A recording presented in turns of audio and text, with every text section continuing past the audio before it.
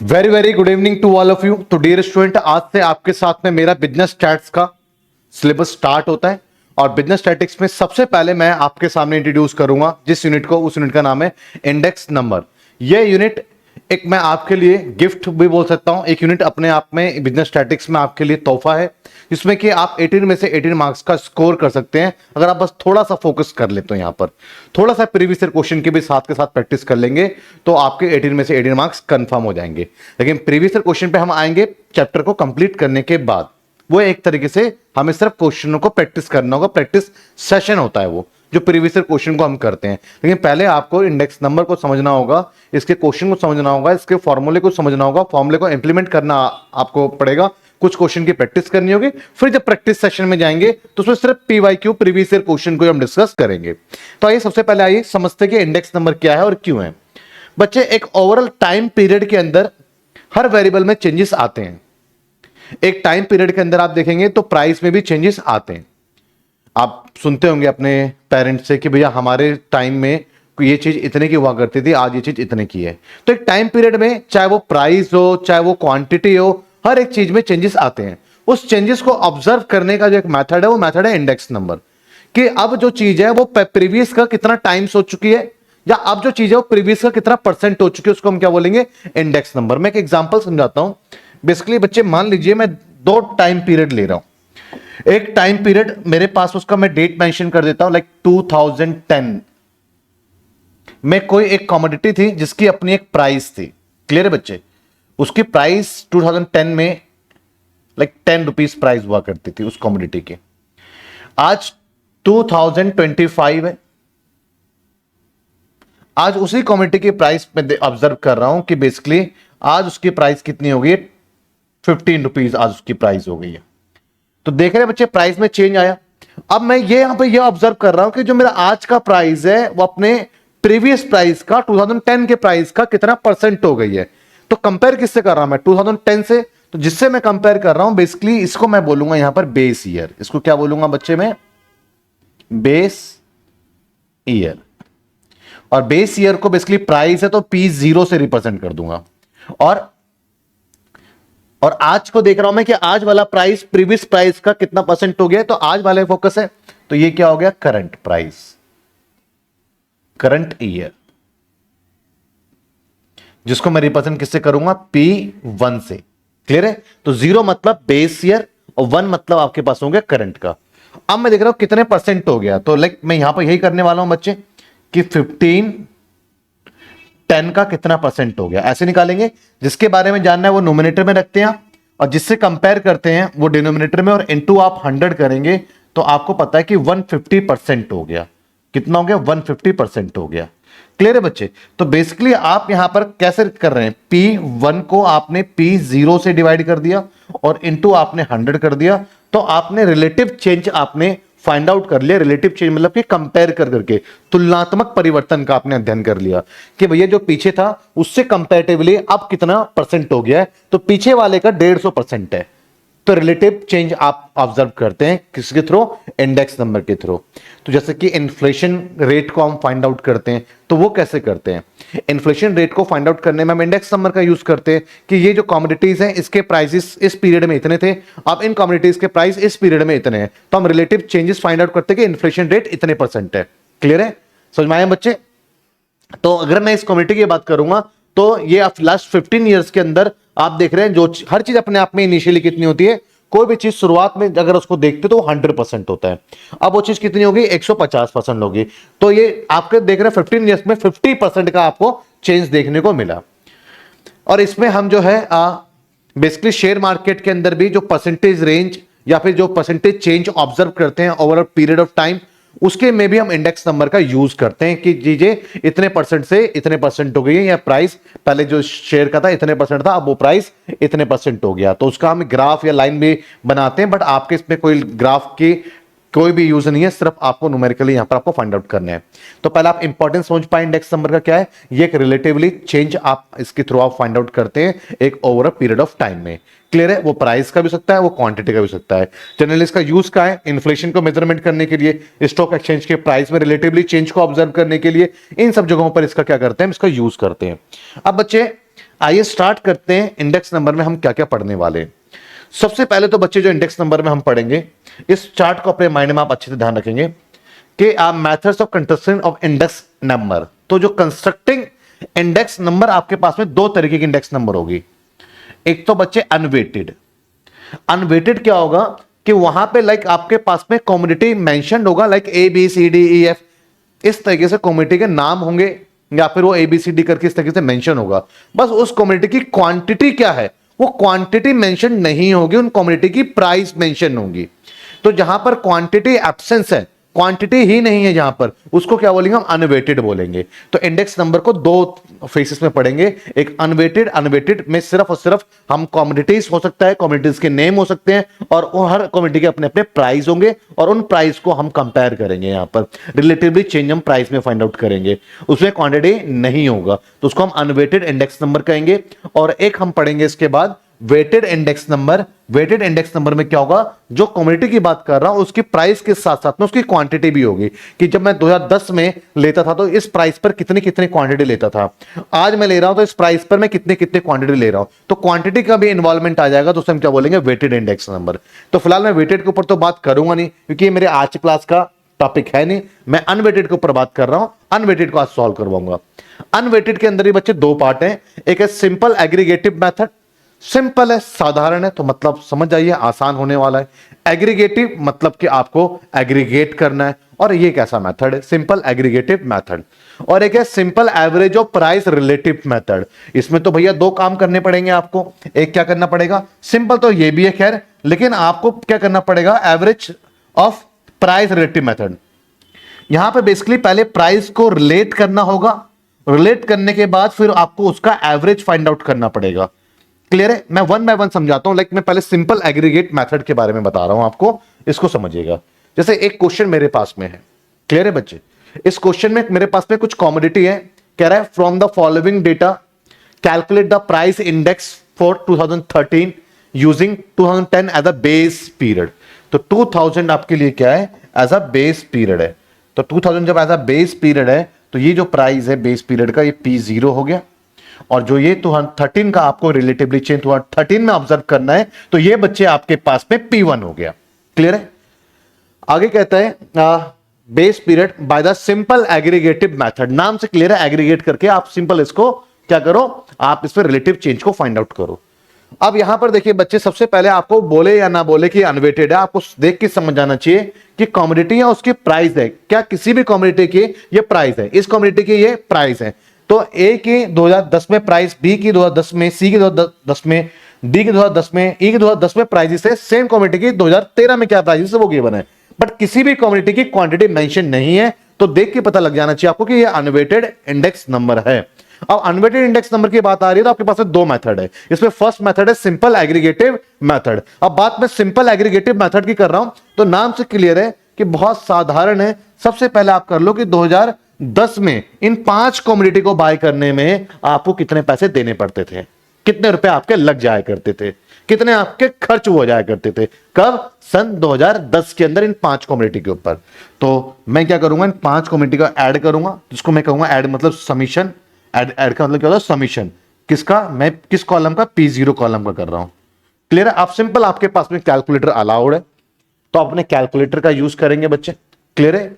तो कैलकुलेटर आपके पास में 30 प्लस 25 प्लस 90 प्लस 15 प्लस 96, तो कितना आ गया आपके पास में? 256। क्लियर है? और उसके बाद फिर आपके पास में बेसिकली पहले 2010 में इन 5 कम्युनिटी के लिए आप इतना पे करते थे, दिस वन। मैं आज की बात करता हूं कि लाइक आपके पास समीशन ऑफ P1 2013 में सेम कम्युनिटी के लिए, इन 5 कम्युनिटीज के लिए आपको कितना पे करना पड़ता है? 40 प्लस 28 प्लस 108 प्लस 24 प्लस 120। तो यहां पर आप देखते हैं तो बेसिकली आपको 320 आपको यहां पर पे करना पड़ता है। क्लियर है बच्चे?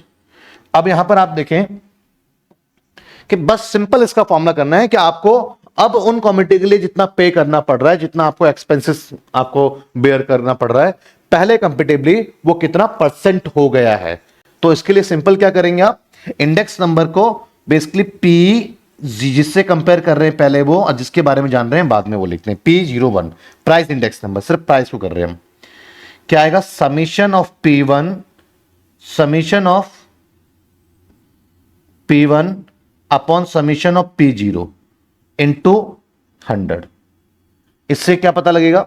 इससे ये पता लग जाएगा कि अब जो आप पे करने जा रहे हैं बेसिकली P01 इक्वल्स टू आपके पास में समीशन P1 क्या है? आपको पता है कि समीशन ऑफ P1 ऑलरेडी आपके पास में, तो P01 equals to summation of P1 256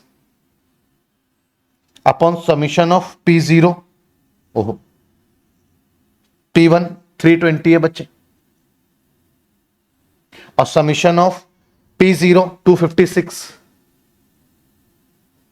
और इंटू 100। सिंपल सा इसका लॉजिक ये है कि 320 256 का कितना परसेंट है। तो इससे पता लग जाएगा कि जो पहले आपके एक्सपेंसेस इन 5 कमोडिटीज पे हो रहे थे, अब का एक्सपेंस उन पहले का एक्सपेंसेस का कितना परसेंट हो गया है। तो आप सिंपली अपने कैलकुलेटर का यूज करें, तो 320 डिवाइडेड बाय 256 इंटू 100, तो 125। तो बेसिकली यहां पर आपके पास में प्राइस इंडेक्स नंबर 125 आया। इसका मतलब पहले का 125% हो गया है।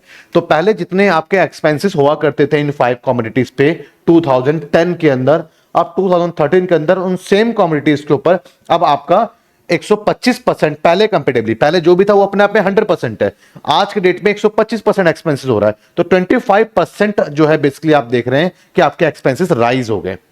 तो कितना इंक्रीमेंट हुआ? 25% का इंक्रीमेंट हुआ, बट वो कितने परसेंट हो गया? 125%। हम इंक्रीमेंट ने पूरा का पूरा लिखते हैं कि पहले का वो कितना परसेंट हो गया? 125% हो गया है। क्लियर है बच्चे?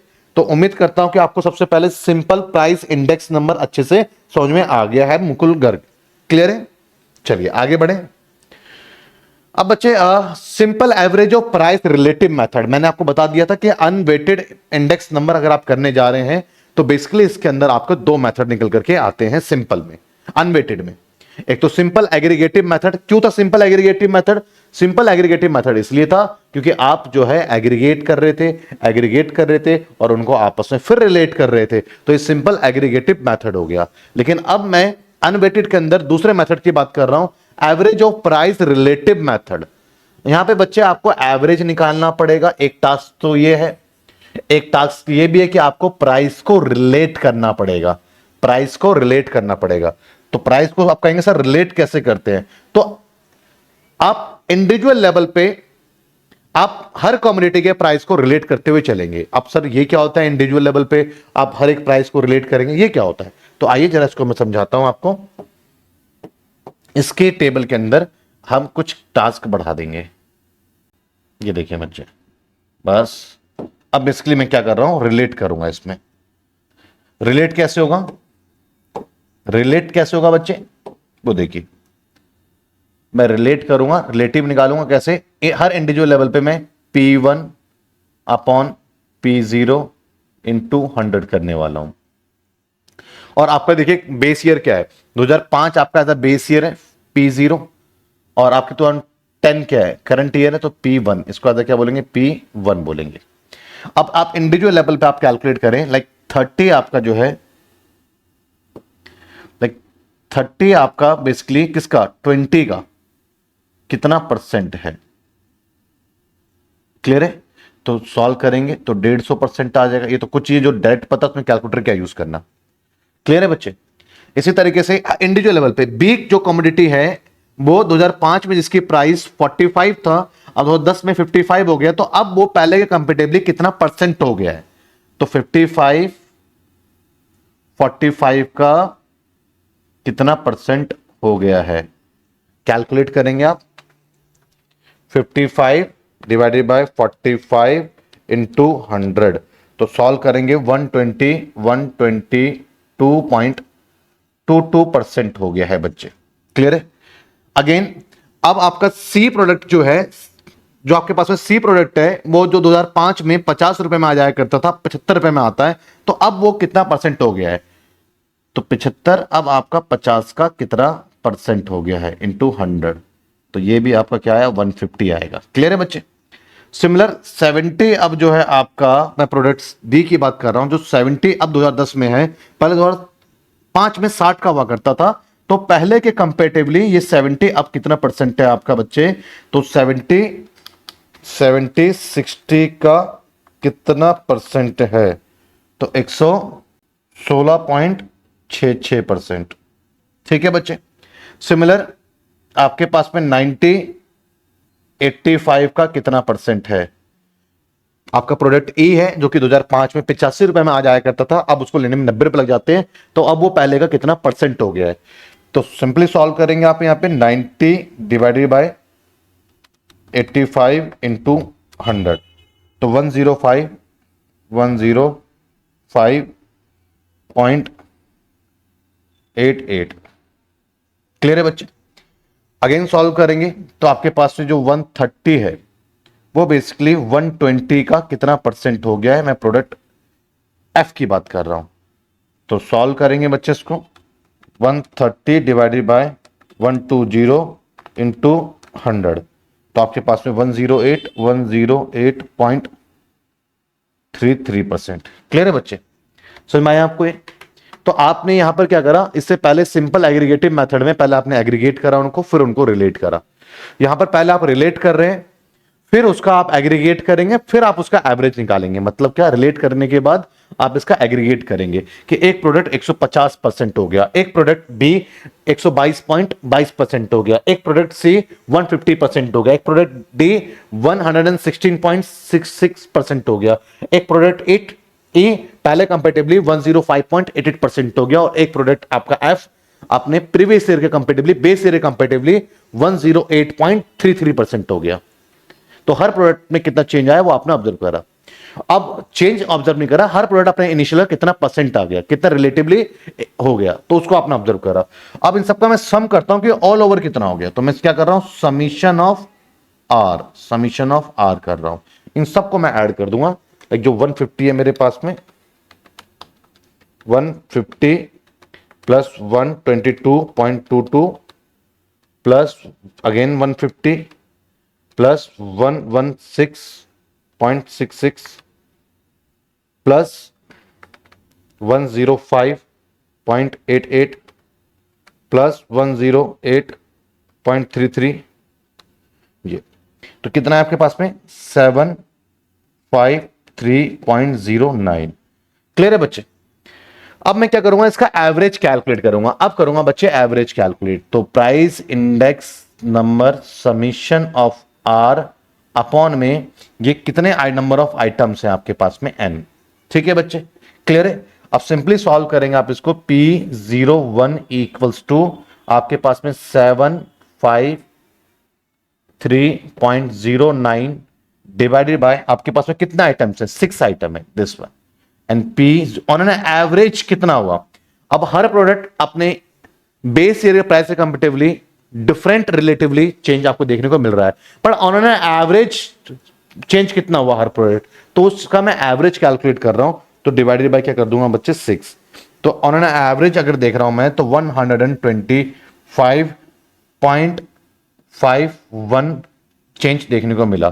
तो आप ऑन एन एवरेज चेंज क्या हुआ कि जो प्रोडक्ट है अपने बेस ईयर के कंपेरेटिवली 125.51% आपका हो चुका है। तो इंक्रीमेंट कितना हुआ ऑन एन एवरेज? इंक्रीमेंट आपका each product on an average increment 25.51% है आपका। तो इसको हम क्या बोलते हैं? Simple average of price relative method. आज की क्लास में ज्यादा लंबी बिल्कुल नहीं करने वाला हूं, उसके पीछे भी एक अपना कारण है, क्योंकि आज शायद शेड्यूल लगा नहीं था आपका, नोटिफिकेशन आपके पास में आया नहीं था। तो बहुत सारे बच्चे ऐसे हैं। क्लियर है बच्चे? कोई डाउट? परसेंटेज का सिंबल नहीं लगेगा। क्लियर है बच्चे? इससे परसेंटेज का सिंबल आपका नहीं लगेगा।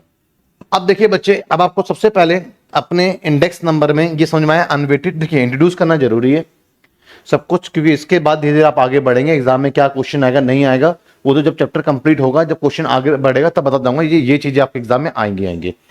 अब मैं बच्चे यहां पर आ जाता हूं आपके पास में वेटेड पे। वेटेड पे जब मैं आ रहा हूं तो वेटेड एग्रीगेटिव मेथड है, एक weighted average of price relative method है। सेम वेटेड के अंदर भी दो सेम मेथड इंट्रोड्यूस हो रहे हैं, एक एग्रीगेटिव मेथड, एक average of price relative method. Weighted के अंदर भी, बस वेटेड के अंदर डिफरेंशिएट करेंगे तो क्या रहेगा, तो वेटेड के अंदर आप देखेंगे कुछ नई चीज आपके पास में बेसिकली अलग अलग इकोनॉमिक्स के आपके पास में फॉर्मूले आ जाएंगे। और अगर आप देखते हैं यहां पर, तो वेटेड के अंदर बेसिकली क्वांटिटी भी आ जाएगी। लाइक आपके पास में ए प्रोडक्ट है जो बेस ईयर में इसका प्राइस 10 था, तो उसकी क्वांटिटी क्या लिया करते थे हम, 100, और आज करंट ईयर में उसकी प्राइस चेंज हो गया और उसकी क्वांटिटी भी कितनी है, तो क्वांटिटी पे भी फोकस है प्राइस के साथ साथ में, उसे हम वेटेड इंडेक्स नंबर कहते हैं। तो आज की क्लासेस में तो मैं बिल्कुल छोटा सा पार्ट इसलिए आपको मैंने करवाया, मैं आज इसको लेके चलता, इसको भी कवर करता, लेकिन इसमें मेन फैक्टर जो ये आ गया कि आज क्लासेस जो है शेड्यूल्ड नहीं हुई थी। मैंने अभी चेक करा, वो शायद स्टाफ से गलती हुई है, क्या हुई है, बाकी बच्चे इसके लिए अवेयर नहीं, तो बच्चे आएंगे देखेंगे सब कुछ हो चुका है उनका, और बच्चे लाइव क्लासेस के लिए ज्यादा प्रेफर करते हैं। अब मैं ऑलरेडी बच्चे क्वेश्चन जब आपको प्रैक्टिस करवाऊंगा, एक तो मैं अलग से 10 ईयर आपको करवाऊंगा ही करवाऊंगा, इस बात को भी समझे, लेकिन साथ के साथ जब मैं क्वेश्चन डालूंगा तो आपको देख रहे हैं कि मैं कुछ इस तरीके से, आप देखिए बच्चे, आपके पास में चाहे वो आपके पास में ऑनर्स में आया हो, चाहे फिर वो आपके पास में प्रोग्राम में आया हो, वो तो आपको हर तरीके क्वेश्चन की प्रैक्टिस करवाऊंगा अगर वो उस चैप्टर से रिलेट करता है। तो अब आप देखिए कि जो क्वेश्चन मैं ले रहा हूं, लाइक मैंने ये क्वेश्चन आपका ले लिया, तो करवाते वक्त मैं प्रीवियस क्वेश्चन को लूंगा, लेकिन उसके बाद भी मैं अलग से लेटेस्ट वाला क्वेश्चन आप 25 में, 24, 23, 22 जो ये लेटेस्ट हमारे पास में है लास्ट के 4-5 साल के, आपको 10 से 12 सवाल लेटेस्ट भी करवाऊंगा, जिससे कि आपको लेटेस्ट में क्या आ रहा है उसका आइडिया आपको लग पाए। क्लियर है बच्चे? तो आप देख रहे हैं कि मैं अब बीकॉम ऑनर्स जैसे ही कुछ क्वेश्चंस मैंने लिए हुए, कुछ क्वेश्चंस तो ऐसे होते हैं कि एक ही क्वेश्चन कई बार एग्जाम में आ जाते हैं, समझ रहे हैं आप, कुछ क्वेश्चन एग्जाम में कई बार आ जाते हैं। लेकिन ये बीकॉम ऑनर्स में 1992 में भी आया था, अब बोल के बहुत पुराना हो गया, करने की जरूरत नहीं है, 2005 में भी ये आया सवाल। क्लियर है? ये 2007 में भी आया, ये 2013 में भी आया। तो देख रहे हैं जो चीज 92 में आया हुआ है वो आपका 2013 में भी आया हुआ है, मतलब कि आप देख रहे हैं कि 21 साल के बाद भी क्वेश्चन सेम पैटर्न पे आ सकता है, तो आप पुराने क्वेश्चन को अंडर एस्टिमेट नहीं कर सकते हैं। क्लियर है बच्चे? तो ये सब चीजें मैं आपको मेंशन करके चलूंगा जब क्वेश्चन की प्रैक्टिस करवाऊंगा, लेकिन पहले सीक्वेंस वाइज, टाइप वाइज चीजों को हम आगे लेकर के चलेंगे, तभी आपको यहां पर बेहतर समझ में आएगा।